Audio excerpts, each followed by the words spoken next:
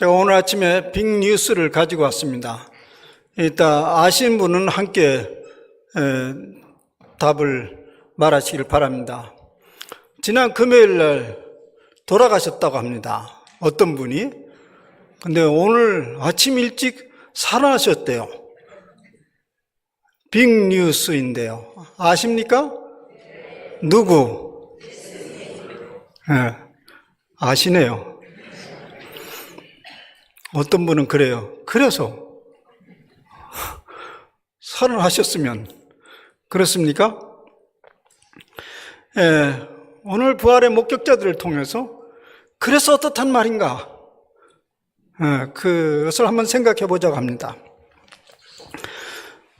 사람들은 보통 죽음의 순간에 이르를 때 어떻게 반응을 하죠? 많은 경우 인생이 허무하다고 반응을 합니다. 근데 왜 죽음이 인생의 허무와 그렇게 연결되어야 하나요? 그 이유는 이렇습니다. 그동안에 이 땅의 것들이 모든 것인 줄 알고 그것을 쟁취하기 위해서 일생 고군분투했는데 도대체 무엇을 얻었다는 말인가? 그것을 죽음 앞에 직면하면서 참 인생이 허무하다고 말합니다. 반면에 이렇게 죽음을 받아들일 수는 없을까요? 죽음은 그것은 쉼이야. 쉼이라고. 이제 쉬어야 되겠다. 그렇게 받아들일 수는 없나요? 지난 한 주간 동안 여러분들도 그러했겠지만 저도 순환 주간을 겪으면서 주님의 죽음에 대해서 반복적으로 묵상을 했습니다. 지난 어제 새벽까지 계속 죽음에 대해서 묵상을 했어요. 지난 금요일 저녁에도 우리 이제 모세골의 침묵 훈련을 통하면서 함께 더불어서 여러 사람들이 그러했고요. 이른 아침 일찍 우리 채플에 와서 주님의 죽음을 묵상하는데요. 내 마음에 서서히 굉장히 편안한 물결이 일어나는 걸 느꼈습니다. 오늘 참 편안하다.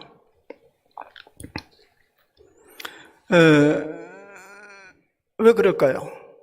주님의 그 죽으심이 매우 편안하게 느껴졌어요. 그 토요일은 유대인 절기로 말하자면 안식일이에요. 그 안식일을 생각하면서 주님이 오늘 안식을 하시는구나. 편안히 쉬시게 되었구나. 그런 느낌을 받았습니다. 세찬 비바람이 잔잔해졌고 주님이 이 시간 고요한 시간을 가지시면서 쉼으로 들어가셨습니다. 그런데 그 순간 이 쉼은 주님만이 누릴 수 있는 것이 아니구나. 우리 모두가 누려야 할 시간이 아닌가. 그런 마음의 확신이 팍 들어왔어요. 이건 우리의 시간이구나. 그런데 어떻게 이 죽음을 쉼의 시간으로 받아들일 수 있을까요? 그것은 주님의 부활을 전제하는 것입니다. 지금 쉬고 있다는 생각을 할 수 있는 것은, 지금 내가 쉬고 있다는 것을 생각할 수 있는 것은 다시 일어날 기대를 하고 있기 때문에 그렇습니다. 예수님이 순환예고를 하시면서 제3일 만에 다시 살아나리라는 약속대로 주님은 부활하셨습니다. 그런데 이 부활의 아침은 저절로 찾아온 것은 아닙니다. 서양의 그 속담은 이런 이야기 있습니다. It's Friday today, but Sunday is coming. 지금은 금요일이다. 그러나 좌절하지 말라. 주일이 다가온다. 그 서양의 기독교 문화 속에서 나온 거죠. 그렇게 금요일이 지났기 때문에 새천 비바람이 불어왔기 때문에 곧 햇빛 찬란한 썬데이가 돌아오고 있다. 요란한 천둥과 번개가 있었고 짙은 먹구름이 지나간 후에야 비로소 부활의 아침을 맞이한 것입니다. 저는 오늘 성경의 기록으로 남긴 부활의 목격자들과 여러 목격담들을 살펴보면서 주님의 부활이 오늘 우리에게 어떤 상관관계가 있는지를 살펴보고자 합니다. 복음서에 보면요, 복음서 마태, 마가, 누가, 요한의 이 사복음서에 보면 거기에 4분의 1이 순환 이야기입니다. 4분의 1이. 사실 4분의 1은 작은 일이 아닙니다. 시간이나 사건별로 보면 이렇게 길 이유가 없습니다. 성경에 기록된 순환 이야기는 직접적으로는 한 주간밖에 되질 않아요. 사순절까지 포함해도 40일 기간입니다. 그리고 사건도 매우 단순합니다. 그런데 이 부분을 복음서는 매우 상세하게 길게 기록하고 있습니다. 예수님이 가르치고 행했던 3년에 비하면 매우 짧은 기간인데도 이렇게 길고 단순한 사건을 이렇게 복잡하게 기록하는 이유는 뭘까요? 그만큼 이 순환의 이야기는 초대교회에 굉장한 영향을 미쳤다는 얘기입니다. 무엇을 전해주고자 해서 이 순환의 이야기를 이렇게 강조했을까요? 무엇일까요? 한마디 말해서 부활을 전해주고자 하는 것이었습니다. 만약 이 부활이라는 열매가 없었다면 순환의 이야기는 너무 비극적이고 수치스러운 사건이었습니다. 절대적으로 반복되어서는 안 될 사건입니다. 그런데 오늘날도 여전히 그 사건이 매우 가치 있고 의미로운 이야기로 반복되는 이유는 바로 이 부활 때문입니다. 당시 이 복음서에 나타난 순환과 부활의 얘기를 듣고 읽고 있던 그리스도인들, 당시 이 복음서가 기록되고 전해진 당시에 이 이야기를 듣고 있는 그리스도인들 대부분은 순환과 고통의 시대를 살아가고 있었습니다. 말하자면 박해 시대를 살아가고 있었기 때문에요, 신실한 그리스도인들은 대부분 엄청난 시련 가운데 시간을 보내야만 했습니다. 그들에게 복음은 무엇이었겠습니까? 순환 그 너머에 다가오는 부활의 아침이었습니다. 겉으로 보기에는 지금 그들이 당면하고 있는 이 순환은 끝이 없이 계속되는 것 같이 보였지만은 복음서에 나타난 부활의 이야기들을 접하면서 이 고난의 세월은 부활로 이루어지는 자연스러운 과정이구나, 이렇게 받아들일 수 있었습니다. 그러면서 그들은 그 고난의 세월을 헛되이 보내지 않고 매우 의미 있는 시간들로 보낼 수 있게 되었습니다. 이제 이 첫 부활을 목격한 사람들의 모습을 보면서 그들이 경험했던 부활의 순간들을 음미해 봅시다. 예수님을 따랐던 당시의 사람들은 곧 새로운 시대가 열릴 것이라는 기대를 가지고 예수님을 쫓았습니다. 그런 기대가 없이 어떻게 그들이 누리고 있었던 그런 것들, 소중한 것들 다 버리고 떠날 수 있었겠습니까? 가지고 있는 소유, 직장, 형제, 자매들을 다 떠나보내고 오직 예수님만을 쫓았습니다. 그런데 그 모든 것이 헛된 일이 되고 말았습니다. 당연히 모든 것을 투자했기 때문에 모든 것이 다 헛된 일이 되고 말았죠. 모든 것을 다 잃어버렸습니다. 희망을 떠받치고 있던 기둥이 무너지니 그들은 예수님이 금요일 세상을 떠난 이후에 그 며칠을 깊은 좌절과 절망과 낙담과 슬픔과 두려움 속에 쌓여 있었습니다. 그런 사람들에게 예수님의 부활은 정말 엄청난 환희요 급반전이었습니다. 그런데요, 그 너무나 큰 급반전이었기 때문에 받아들일 수 없었죠.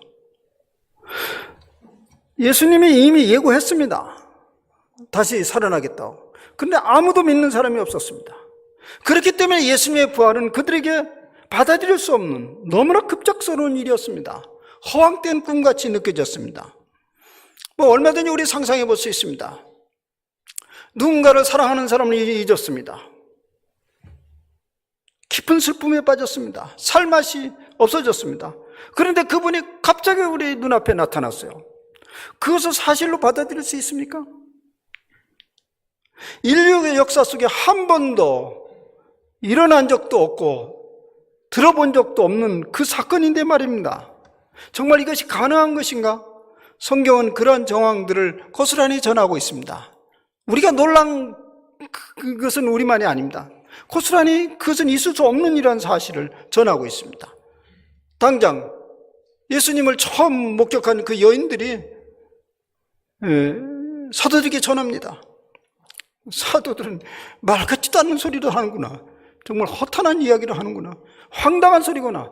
헛소리구만. 그냥 넘겨버렸습니다. 그러니 성경 기자는 한마디로 예수님은 부활했다, 이것으로 끝나면 충분할 사건을 갖다가 계속 다양하게 반복적으로 좀 전해주고 있습니다. 오늘 우리네의 심정과 조금도 다름이 없는 당시의 상황 아래에서 부활이 벌어졌기 때문에 성경 기자는 자세히 여러 사람들의 목격자들을 직접 보고 듣고 만진받은 것을 상세히 기록하고 있습니다. 이유 아시겠습니까? 여러분들 성경에 보면 여기저기 비슷한 얘기들이 계속 있는데 아마 여러분들은 아이고 이 성경 너무 종이를 많이 낭비하네. 뭐 똑같은 소리를 자꾸 이러냐, 또 읽기 지루하게 자꾸 이러냐 하지만 그 이유를 아시겠습니까? 그럴 수밖에 없었던 것입니다. 주님을 따랐던 여인들이 먼저 빈 무덤을 확인하였고요, 이어서 제자들이 그 빈 무덤을 확인하였습니다. 이 빈 무덤을 부활의 증거로 우선 제시한 거죠. 무덤이 비었다. 거기 분명히 죽은 사람이 들어갔는데 무덤이 비어있지 않느냐. 그 무덤의 진실성을 보여주기 위해서요, 마태는요, 그가 기록한 복음서에서 하나의 재밌는 이야기를 끄집어냅니다. 그 예수님의 무덤을 지키고 있었지 않습니까? 이거 아무래도 이제 괴이한 사건을 벌일지도 모르겠거든요. 왜냐하면 그 예수님이 예고를 했거든요. 나 3일 만에 살아난다. 그러니까 미리 방비를 했던 거죠. 경비병들이 그 무덤을 지키고 있었습니다. 근데 그만 경비병들이 눈을 떠보니까 없어져 버렸어요. 난리 났죠. 목 달러 나가죠. 그래서 일단 좀 자비롭다 생각하는 대제사장들에게 갔습니다. 큰일 났습니다. 시체가 없어졌습니다. 그때 대제사장은 입막음을 먼저 해야 될 필요가 있었습니다. 그래서 돈을 몇 푼씩 집어주면서 이걸 이렇게 퍼뜨려라. 제자들이 밤중에 와서 훔쳐갔다. 우리가 그 증인이다. 마태는 이렇게 기록합니다. 그런 얘기들이 당시에 파다하게 퍼져 있었다. 어째 이 귀한 일을 돈 몇 푼으로 묻어두려고 했습니까? 우리의 의문입니다. 어떻게 이런 일을 돈 몇 푼으로 묻어줄 거라고 생각했습니까? 참으로 어리석은 일이죠. 그런 사실을 복음서 기자들이 교묘하게 꾸며냈다고 생각하기에는 더욱 상상하기가 어렵습니다. 그들이 진실을, 진리를 쫓고 있는 그들이 교묘하게 꾸며내가지고 사람들을 현혹시키려고 했다는 것은 더 따르기 어렵습니다. 오히려 그것은 복음서 기자는 어리석은 대제사장들을 고발하고 빈 무덤의 사실성을 만천하에 공포하려고 했던 것입니다. 이게 또 빈 무덤에 대한 증언이 또 있습니다. 아리마대 요셉이라는 사람입니다. 그는 꽤 돈이 있는 사람인데 무덤을 미리 준비해 놨습니다. 그런데 예수님이 갑작스럽게 세상을 떠났기 때문에 그에게 그 무덤을 제공합니다. 분명히 자기 무덤에 들어갔습니다. 그런데 그 무덤이 지금 비어버렸습니다. 그래서 아리마대 요셉도 간접적인 증언자가 되었습니다. 그런 사실들을 제자들이 1차적으로 들었지만 믿을 수 없어서 제자들이 또 가서 자기 눈으로 확인했습니다. 무덤이 비었다. 이렇게 2중 3중으로 빈 무덤을 강조하면서 예수님의 부활을 성경 기자는 증언하고 있습니다. 뿐만 아니라 부활하신 예수님이 이곳저곳에서 계속 나타난 사실들을 보고하고 있습니다. 우리가 일반적으로 알려진 바대로 안식 후 첫날, 말하자면 주일 이른 아침이죠. 오늘 아침 예수님의 시신에 예의를 표하러 갔다가 예수님을 처음 만난 사람이 막달라 마리아입니다. 그도 그들을 확인했고요. 제자들이 얘기했지만 제자들은 허탄한 소리로 그냥 넘겼잖아요. 만약 이렇게 만약 여기 이만큼 끝났다면요, 이제 여자들이 가서 나 무덤 빈 걸 봤다. 예수님 부활하셨다. 근데 제자들이 헛된 소리 하지 말라. 너희들은 법정에 증인으로서 채택할 수 있는 법적 권한도 없는 너희들의 소리를 우리가 어떻게 믿냐? 헛된 소리다. 그리고 끝났다면 어떻게 됐을까요? 예수님의 출현은 여기서 끝나지 않았어요. 계속돼 가고 있습니다. 아마 예수님이 다시 안 나타났다면요, 부활은 헛소리였구나, 거기서 끝났을 것입니다. 근데 예수님은 계속 그 다음에 거기서 끝나지 않고 계속 나타납니다. 예수님이 그날 저녁, 그러니까 아침 일찍, 아침 이른 시간 여자들이 본 후에 그날 저녁에 유대인들이 무서워서 한 곳에 모여서 벌벌 떠서 숨어있는 그 제자들 가운데 예수님이 나타납니다. 오늘 저녁이죠. 그때 예수님께서 나타나셔서 그들의 필요를 먼저 채우십니다. 그들에게 지금 당장 필요한 것이 뭐였죠? 평안이었습니다. 두려웠어요. 그래서 예수님은 손을 벌려서 너에게 평안을 준다. 그 평안을 전해주고 마음을 진정시킨 후에 손을 보거라. 내가 나다. 옆구리를 보고 내가 나다. 그래서 예수님이 육신으로 부활하신 걸 확인시켜 줍니다. 그리고 천천히 감각적으로 당신 자신을 느끼도록 허락합니다. 그런데 문제가 있어요. 그때 한 사람이 그 자리에 없었어요. 예수님의 제자 중에 하나, 도마가 그 자리에 없었어요. 그래서 오늘 본문은 이어서 그 도마 얘기를 연속해서 기록하고 있습니다. 그런데 도마의 태도는 완강했습니다. 내가 직접 손으로 만져보고 넣어보지 않고는 절대 믿을 수 없다는 거예요. 절대 그건 믿을 수 있는 일이 아니다. 누가 뭐래도 그것은 믿을 수 있는 일이 아니다. 그래서 그 이후에 8일 만에, 8회째니까 7일 만이죠. 그러니까 7일 만에 다시 제자들의 무리 속에 나타납니다. 근데 그 자리에 도마는 있었습니다. 그 자리에. 그러니까 사실 그 자리에는 예수님께서 도마를 만나러 온 겁니다. 이전같이 주님은 평화의 인사를 합니다. 너희들의 평화가 있을지어다. 그들을 계속 주님이 어루만져주고 계십니다. 뭐 한 번 봤다고 끝나는 거 아니죠. 너에게 평화가 있을지어다 하면서 도마에게 손을 내밉니다. 내 못자국을 보거라. 그리고 내 창자국에다가 손을 넣어봐라. 불과 3일밖에 안 됐습니다. 그러니까 아직까지도 그 상처는 채 아물지도 않은 상태였을 것입니다. 그런데 거기다 손을 넣어보라고 그래요. 매우 생생한 목격담입니다. 우리가 상상력을 동원해서 자세히 읽노라면 독자들은 모두 다 그 아픔을 전해받을 수 있을 정도입니다. 심지어는 예수님은 부활하신 제자들과 의도적으로 함께 식사를 하십니다. 의도적으로 함께 식사를 하면서 가져라. 떡과 생선을 가져라. 드시면서 말합니다. 내가 영이 아니지 않느냐. 내 뼈와 살이 있지 않느냐.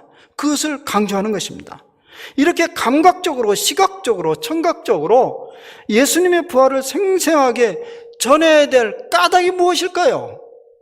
부활했다 그러면 믿고 싶으면 말고 말라 이렇게 말해버리면 되는데 왜 그렇게 사실 구차할 정도죠? 너무 구차할 정도로 상세하게, 세세하게 예수님의 부활을 증언하고 있습니다. 그것은 이런 이유 때문에 그렇습니다. 그것은 분명히 믿을 수 없는 사건입니다. 그러나 반드시 믿어야 할 사람들이 있었습니다. 그러니 이렇게 하지 않을 수 없었던 것이죠. 더욱이 의심하는 도마의 경험을 이렇게 세세하게 보고하는 이유는 뭘까요? 도마 얘기들을 반복적으로 이렇게 경험하는, 사실 이게 한 사람의 이야기를 2번씩이나 이렇게 도마 찍어가지고 이렇게 하는 이유는 뭘까요? 그 이유는 초기 교회 공동체에 어떤 문제가 있었다는 것을 의미합니다. 당시 초기 교회에 영지주의라는 이단 사설이 팽배하게 퍼져 있었습니다. 영지주의. 그 영지주의라는 건 뭐냐면 신플라톤주의 철학에 영향을 받은 이제 기독교 이단들입니다. 뭐 그 당시 그 영지주의가 기독교만 있는 거 아니고 다른 것도 아주 많이 있는데 특히 기독교 안에 많은 영향을 미쳤는데요. 이런 질문입니다. 하나님이 사람이 되다니? 그건 말이 아니지. 그건 말이 아니지. 왜냐하면 그 플라톤주의 철학 사상은 물질 세계와 비물질적인 세계는 근원적으로 다릅니다. 이미 사실 성경 이전에 그 세계를 말해주고 있었어요. 물질 세계와 비물질 세계는 전혀 그 연결성이 없는 전혀 다른 세계라는 것을 가르쳐주고 있는 것인데요. 하나님은 비물질적인 세계인데 물질 세계를 입고 이 땅에 온다는 것은 일관성이 없는 얘기입니다. 그래서 이 문제에 대해서 많은 사람들이, 머리 좋은 사람들이 고민했습니다. 이 기독교인들이 예수님을 구세주라고 믿고 그리스도라고 믿는데 그분은 바로 지금 얼마 전에 있었던 사람인데 이걸 어떻게 받아들이냐 말입니다. 그리고 또 그 미물질적인 하나님이 고난을 당하고 고통을 당했다고? 또 다시 살아났다고? 그건 말이 아니지. 그래서 그것을 논리적으로 정리를 합니다. 그것은 실제가 아니고 환영이다. 환영. 그래서 예수님께서 십자가에 못 박혀 이렇게 돌아가신 것은 그냥 빨래를 걸쳐놓은 것처럼 그냥 껍데기다. 그건 환영이다. 얼마든지 우리는 그렇게 볼 수 있다라는 그런 얘기를 이제 했습니다. 많은 사람들이 그걸 믿었습니다. 맞아.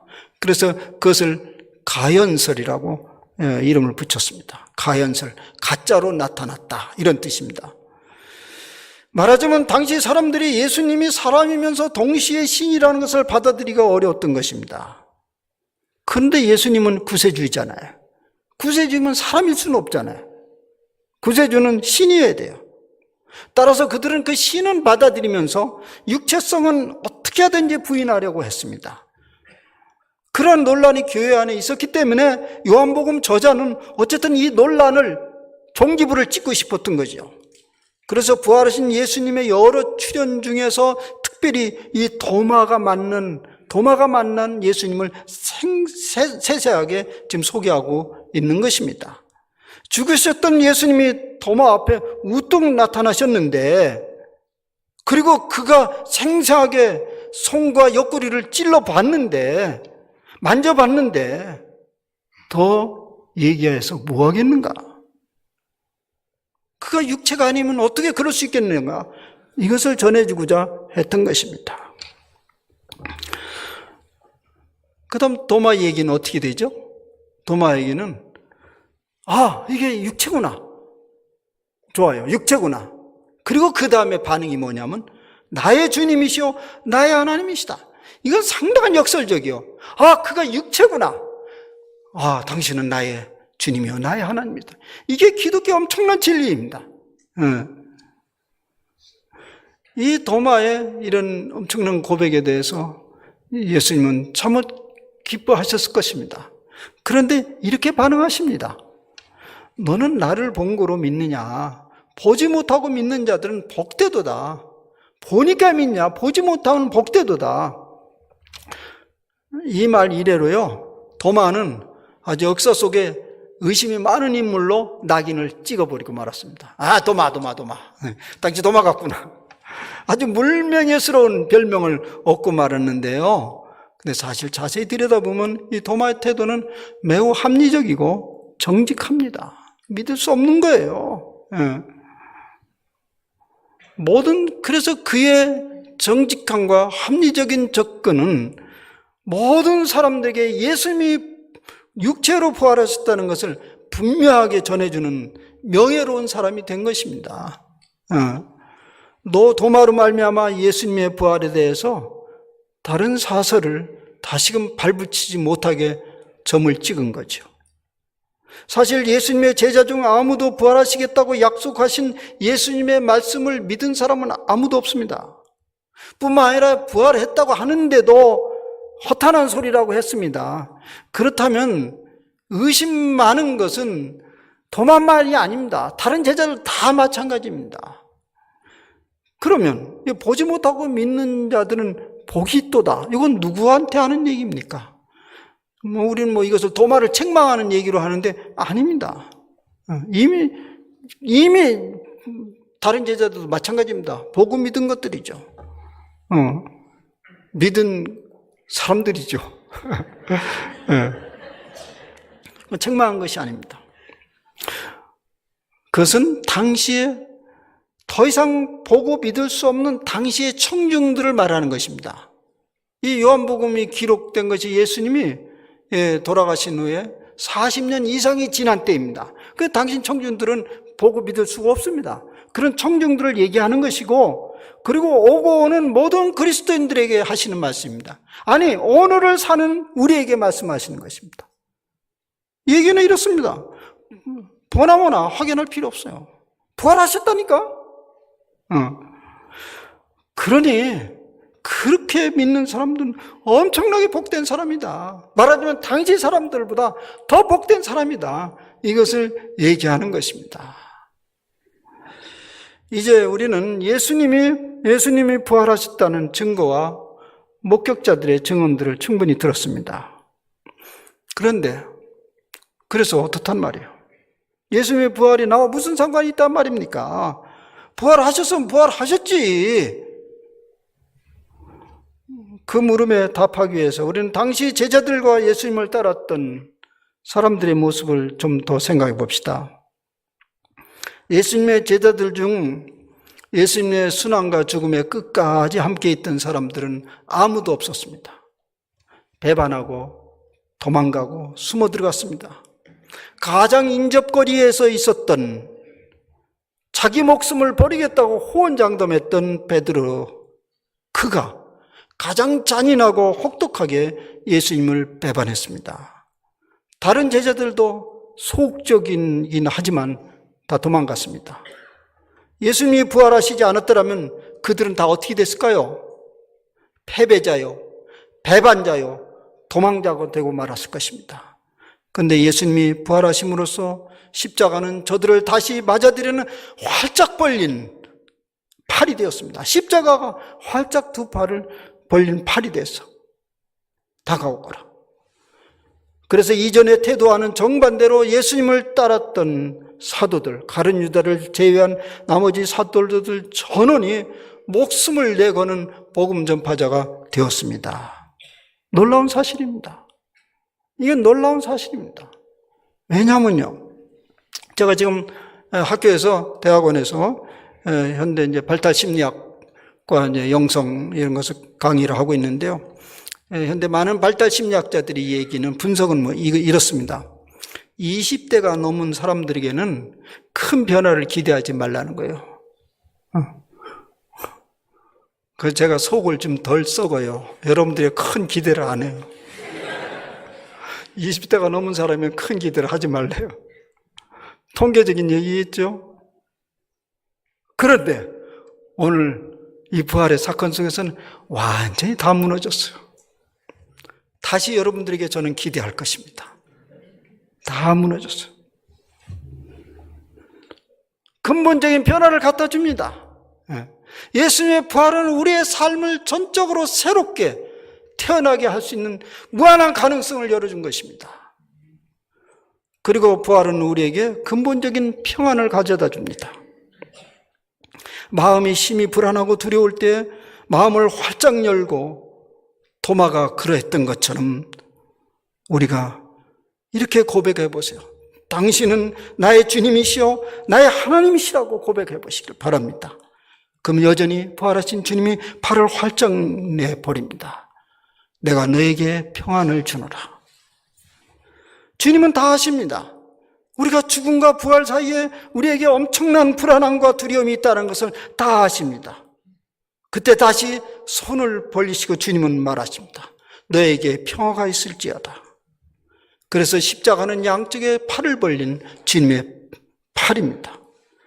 고통 가운데서도 도마가 만져본 그 못자국과 창자국을 기억하면 주님은 여전히 우리의 고통과 함께 하신다는 것을 경험하고 그 고통 가운데 평안으로 다가오시는 것을 경험하게 될 것입니다.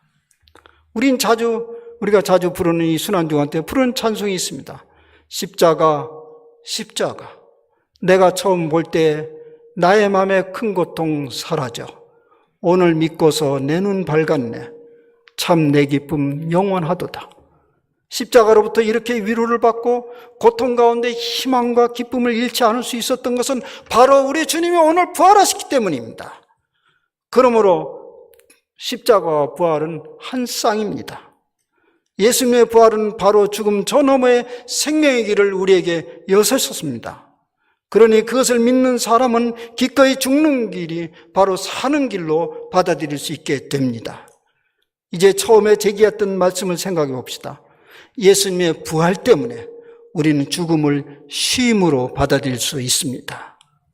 어떻게 말인가요? 이 부활을 믿는 사람들은요, 우리 일생이, 우리 삶이 주어진 것으로 믿습니다. 주어진 것입니다. 그냥 떨어진 것이 아닙니다. 주어진 삶입니다. 누구로부터 주어졌어? 우리는 우리 하나님부터 우리 삶이 주어졌습니다. 주어졌다면 주어진 분의 그 의도가 있습니다. 그 의도를 우리는 사명이라고 말합니다. 그러니 이 사명을 따라 선한 싸움을 다 싸우고 달려갈 길을 마치고 숨을 거두는 사람이라면 그 죽음의 순간이 곧 안식의 때가 됩니다. 우리의 인생은 지금 주어진 사명을 향해서 달려가고 있습니다. 표대로는 계속 달려가야 됩니다. 끝나기 전까지 계속 달려야 합니다. 눈을 감는 순간 그것을 다 끝냈으니 그것을 우리는 쉼이라고 말해야죠. 주님이 제3일 후에 일어났듯이 욥기의 말씀대로 내 가죽이 벗김을 당한 뒤에도 내가 육체 밖에서 하나님을 뵈리라.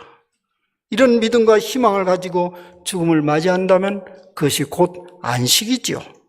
사랑하는 여러분, 그렇기에 주님의 부활은 우리에게 삶의 이유와 죽을 이유를 분명하게 해주셨습니다. 그러니 이날은 우리 인생의 최대의 날입니다. 최대의 선물을 받은 날입니다. 우리 모두 주님의 부활을 기뻐하고 찬양하고 전파합시다. 기도합시다.